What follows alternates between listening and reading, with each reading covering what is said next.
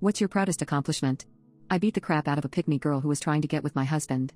Sometimes I wish I had a time machine so I could go back and do it again. I want to start this off by mentioning that I'm a professional boxer. My husband of 6 years has also been training in combat sports for over a decade. After we got together, he took me to his training gym, where I met his female training partner who had been training with him for many years. She was the biggest pick-me I've seen in my life. On the first day, I stood quietly in a skirt watching them train. She came over and warmly asked, "Why don't you train with us?" He likes girls who are into sports. I smiled and replied, "No thanks."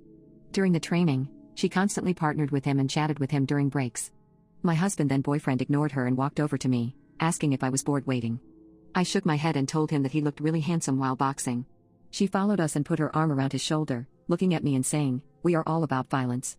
You probably don't like all this fighting and killing." She then positioned herself between me and my husband, turned away from me, and started asking him some boxing technique questions. My husband was getting a bit annoyed at this point, but he didn't want to be rude, so he told her they could discuss it later. After the break, she turned around, seeming to notice me for the first time, and said, "Ah, I see.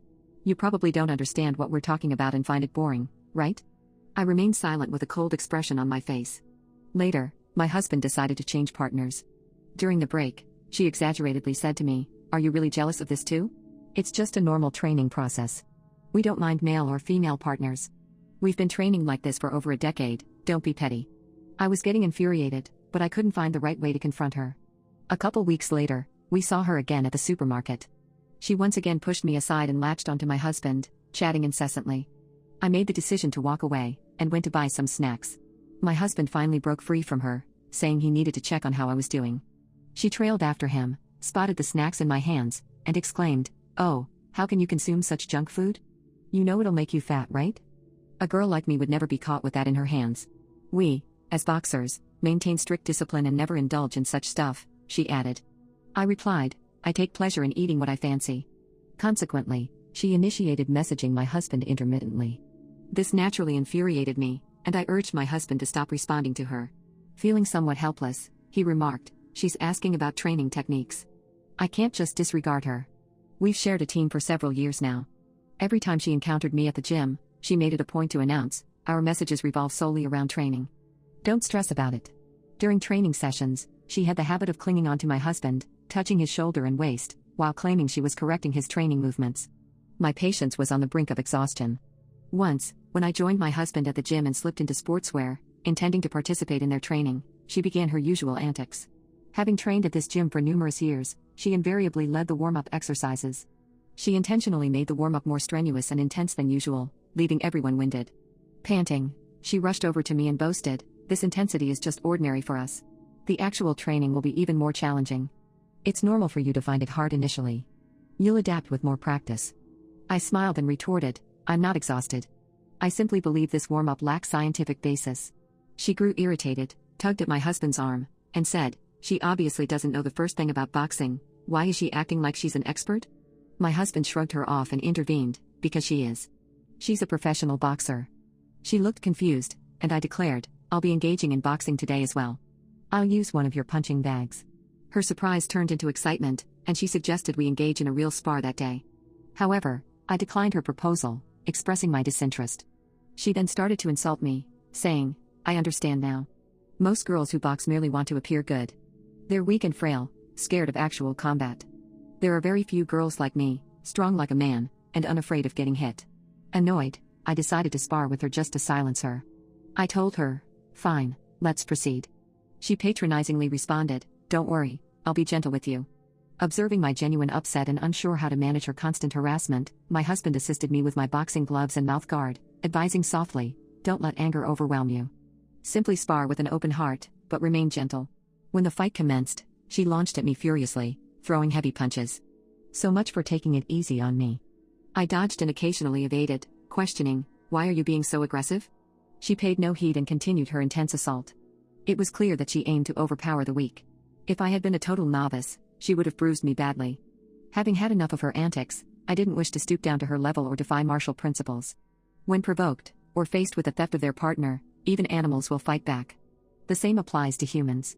Therefore, I stopped being defensive and launched a counterattack. Although I didn't go all out, I managed to land hard enough hits to inflict pain. She was no match for me and didn't last a minute. While my personality is generally reserved, I am a boxer.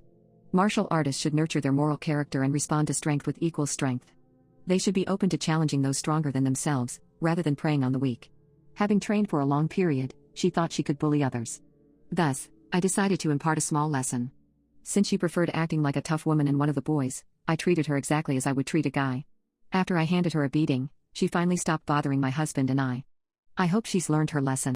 Having cancer forced me to realize that my best friend James is the love of my life. The only issue is that I'm a lesbian. My dearest friend in the world is a man named James. James and I grew up in the same town, a small, conservative Christian town. The first time I met him was on the playground at school. He saw me sitting alone under a tree, and came over to ask if I wanted to play with him and his friends. At first, I said no, but he noticed I was reading a book about space, and sat down next to me. He asked which planet I thought would be the coolest to visit. We ended up talking the rest of recess about what we thought the other planets might be like. When we went back to class, he introduced me to his friends as his new friend. From that point on, we couldn't be separated. Pretty much the entire town knew about us, and we had already been married off unofficially by age 8. We didn't understand at the time, of course, but I would go on family trips with his family, stay over at his place, and vice versa through most of elementary school. We would get in trouble for talking during class every day, though not really, because all of the teachers loved him. When we finally reached the awkward teenage years and dating became a thing, he asked me to the first school dance and I told him yes. A year later, we sort of started dating by default. I don't think we ever talked about it explicitly, but I just started calling him my boyfriend to other people and we went with that. Very little changed about our relationship. We still basically did all the same stuff we used to do before, except our parents got stricter about the sleepovers and there was more hand-holding and cuddling. I didn't know why at the time, but kissing and stuff was always really difficult for me. Naturally, he never once pushed any of this on me. The 2 times we tried, he was able to tell very quickly that I was uncomfortable, and he just shut the interaction down by messing up my hair and playfully saying, "Enough of that. How about we just watch a movie?" I just assumed one day I would get it. Well, I didn't. Sometime around 15 years old, I started to realize the problem. I wasn't attracted to men. Given the kind of environment I grew up in, this was not acceptable. I went over to his house trembling. He had done what he always did, made my favorite snacks and got the controllers and my favorite game ready to go. He opened the door and gave me a hug, and I went in. I was so scared. We sat down and he looked at me for a second before putting his hand on mine and asking what was wrong. So I tried to tell him, and I got halfway through the sentence struggling to actually say I'm gay before he just interrupted me and said, "You are gay." "Yes, I know. Is there anything else?" He followed it with that goofy smile I love so much. I just froze in place. I asked him if he was mad, and he just laughed and told me he loved me the way I was, and this was the way I was. I just started crying and jumped into his arms. We stayed best friends after that. We never actually had a breakup talk, but we did start to date other people. We hung out almost every day until we graduated, and he went away to a big-name college. The night before he left, he came and picked me up, and we drove around town and hit all our favorite spots. He drove me back home at 3 a.m. or something in the rain, and I took his hand during the drive home and fell asleep on his shoulder. He promised to stay in touch, but I didn't know if that would happen. Well, it did. Obviously, it wasn't like before, but he made sure to call me every week just to check up on me and see how things were going. I went to college close to home. During his junior year, my parents found out that I was gay. They did not react well, and I was basically kicked out of my home. To save me, I did what I always do and called James. He talked to me for about an hour and then got his mom to drive up to get me so I could stay in his old room. Then he flew home the next day, pretty much just to cheer me up and make sure I was all right. Vintage driving around in circles, singing like idiots, and 2 a.m. junk food runs did the trick. I later found out from my mom that he had also gone and confronted my parents, and stood up for me. He told them they should be ashamed of themselves and if they were willing to lose their daughter over this, they were unfit parents, and not the second family he thought he once had. My parents worshipped him, so this was effective. My mom still tells that story to this day. Years went by, and he got married, and I got a long-term girlfriend. We stayed close the entire time. We saw each other a lot less, but it was still great. Every time he visited, we had frequent texts and calls. And then tragedy struck. His wife divorced him. I never liked her, but he did. I think she used him for a green card, and he was too sweet to notice, but that's neither here nor there. He came back home, so I saw him a lot more. Obviously, he was crushed, but we got through it together. Then, at age 27, I had my own horrible news. I was diagnosed with cancer. I had a decent chance of survival, but I had to start treatment right away. This experience has changed me and my outlook on life more than anything else that's ever happened. At first, everyone was there for me. I was getting daily visitors. Friends, family, everyone. But as the weeks turned into months, it all stopped. Most people, even my friends, started coming once a week, then once a month. Then many not at all. When things were looking bad, around the 8-month mark, my girlfriend broke up with me, claiming she loved me, but that she couldn't handle watching this. Almost 2 years and now, and there's only 5 people who are still here. My mom, my dad, my sister, my best friend Amanda, and James. I can barely talk about it without crying, but James is here every day for hours.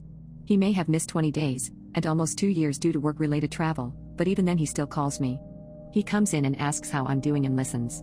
He brings my favorite snacks and treats. He brings in board games to keep me occupied, and even bought me a handheld device so we could play video games together. He sings to me, and shows me pictures of places he's been, and the places he'd like to go with me once I'm better. He sits there and holds my hand in silence, so I won't be alone, until the doctors tell him it's time to go. Then he does it again the next day. I've never seen him cry or show any sadness. If I even casually say something like if I get better, he'll immediately interject, "If? You mean when you get better?" He just won't give up on me. The only other person who is there like this is Mom. My mom is the #1 all-time James fangirl. 3 months ago, she made probably her first comment of me marrying him in around 7 years. Which sort of set me off on the whole months-long train of thought that led to this post. Then about a month ago, Mom was a little more direct after James left. One evening, she told me, "Baby, in all my years on this earth, I've never seen anyone love anybody like that boy loves you. I know you don't like it when I talk about this, but trust me, if you let him go again, you're going to regret it forever." I don't know what has changed, but this time when she said it, I just knew she was right. Lately, I even find myself fixating on his lips, and daydreaming about kissing him. I'm not that intimate of a person, but I think overall, out of the people I've known in my life, I would be happier with him than with anyone else. The biggest problem is my cancer. Honestly, I'm not even on the fence about this anymore. If I survive, I know I want to be with him. I am getting better by the day, and the doctors are hopeful. But I am not sure if I could even tell him. Don't get me wrong, I want to tell him so bad. I want him to know how much I love him. Lovers have come and gone for both of us, but every time I close my eyes and think about times I felt truly loved, understood, and accepted, it's always his smiling face I see. It's his arms I feel wrapping around me like a warm blanket. They're just my size. I love hearing his voice, telling me everything's going to be all right. I want him to know that I want him with me by my side forever. There's nowhere I'd rather be than by his side right now, wherever he is. I just hope I survive to see that future. What's the situation you've been in that was so horrible, you still have nightmares about it today? My sister-in-law told my dangerously schizophrenic ex-boyfriend the address of my baby shower. When he got there, he tried to take my life. My ex-boyfriend Jake and I broke up a few years ago because he had a sudden psychotic episode, and chased me around the entire neighborhood with a machete. He was admitted into a mental ward a few days later. Following this, his entire personality changed. He developed delusions, hallucinations and paranoia that there were people out to get him. The man I had once loved was long gone, but I couldn't just abandon him.